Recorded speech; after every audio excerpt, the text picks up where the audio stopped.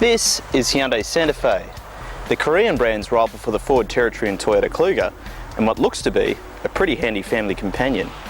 Like the ever-popular Territory and Kluger, the Santa Fe wraps 7 seats in a fashionable SUV body, blending family needs with adventurer wants rather conveniently.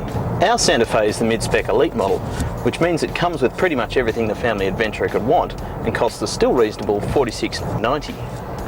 The Elite standard kit includes leather seats and steering wheel, dual zone climate control with ducts for both rear rows, an excellent sat-nav and multimedia interface, a reversing camera and sensors, Bluetooth audio and telephony, a chilled glove box, plenty of bottle and cup holders, integrated sun blinds in the rear doors, and an impressive 4 12-volt power sockets.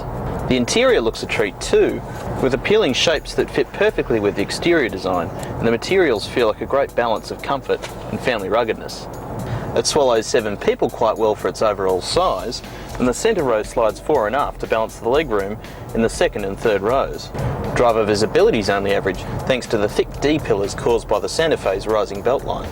But as far as safety is concerned, the Elite carries a 5-star ANCAP rating thanks to 7 airbags, stability and traction control, and a modern crest structure.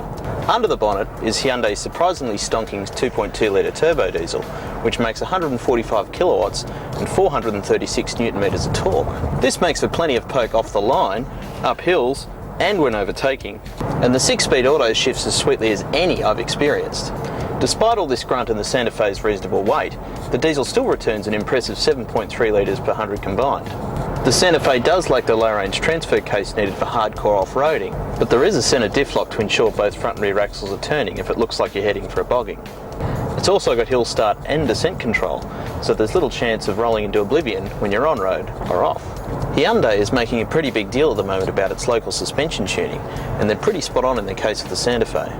With the tallish sidewalls of the Elite's 18-inch alloys, including a full-size spare, and plenty of well-controlled suspension travel, the Santa Fe handles the bumps with comfort.